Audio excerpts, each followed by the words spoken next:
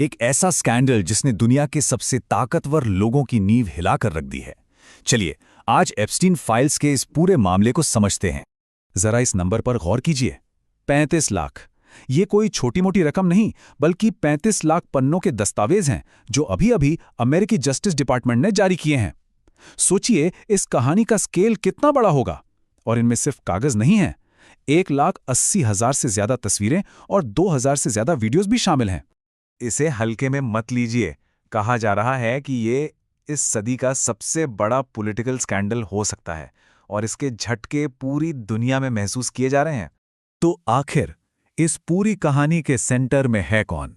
नाम है Jeffrey Epstein, एक ऐसा आदमी जिसका ताकत के गलियारों तक पहुंचना आज भी एक बहुत बड़ा रहस्य है। अब जरा उसके न्यूयॉर्क वाले घर के अंदर झांकते हैं। सोचकर देखिए, दरवाजे पर दर्जनों नकली आंखें आपको घूर रही हैं। अंदर हॉल में एक दुल्हन की मूर्ति रस्सी से लटकी है और ऑफिस में एक असली बाघ का भूसा भरा शरीर। नहीं, ये किसी हॉरर फिल्म का सेट नहीं था। ये वो जगह थी जहां दुनिया के सबसे पावरफुल लोग आकर मिलते थे। और दीवारों पर लगी थीं तस्वीरें जो उसकी ताकत का खुला प्रदर्शन थीं। दुनिया के बड़े बड़े नेताओं, रॉयल फैमिली के लोगों, अरबपतियों, सबके साथ उसकी तस्वीरें। ये सिर्फ कॉन्टैक्ट्स नहीं थे, ये एक तरह से उसकी पहुंच का सबूत था जो वो खुलेआम सबको दिखाता था। एक इंटरव्यू में उससे पूछा गया, क्या आप खुद को शैतान मानते हैं? उसका जवाब सुनिए। उसने कहा, नहीं, लेकिन मेरे पास एक अच्छा आईना है। ये जवाब उसकी शख्सियत के बारे में बहुत कुछ कह जाता है ना डरावना? तो अब सवाल ये उठता है कि उसने इतनी पावर, इतना असर आखिर जमाया कैसे? यही तो सबसे बड़ा सवाल है। एक कॉलेज ड्रॉप आउट जो कभी स्कूल में मैथ्स पढ़ाता था, वो अचानक से इतना पावरफुल कैसे हो गया? देखिए, इसका जवाब दो चीजों में छिपा है।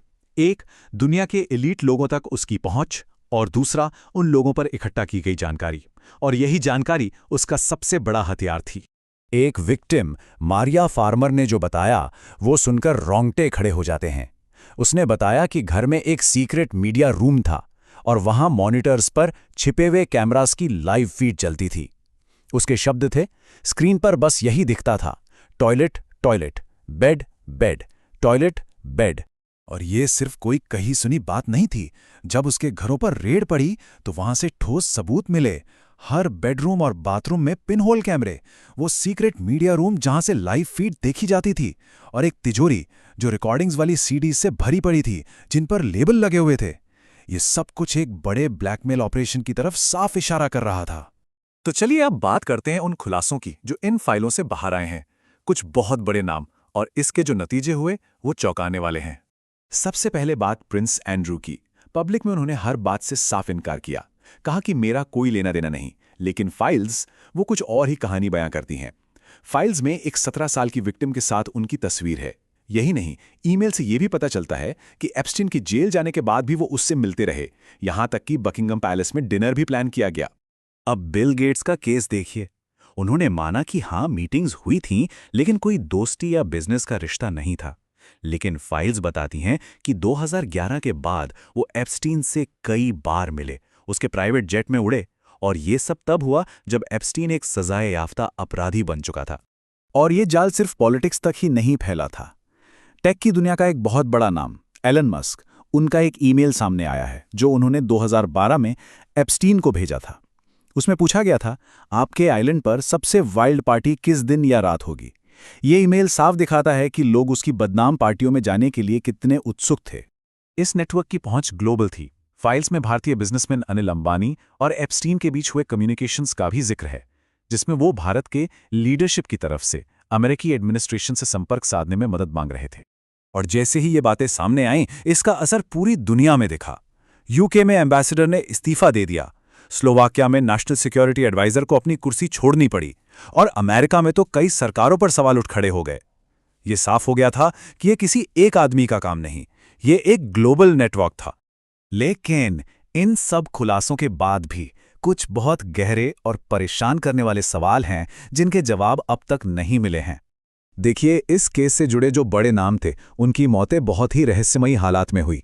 खुद जेफरी एप्स्टीन जेल में मरा हुआ पाया गया। उसका एक साथी जीन ल्यूक ब्रुनेल, उसकी भी मौत जेल में हुई।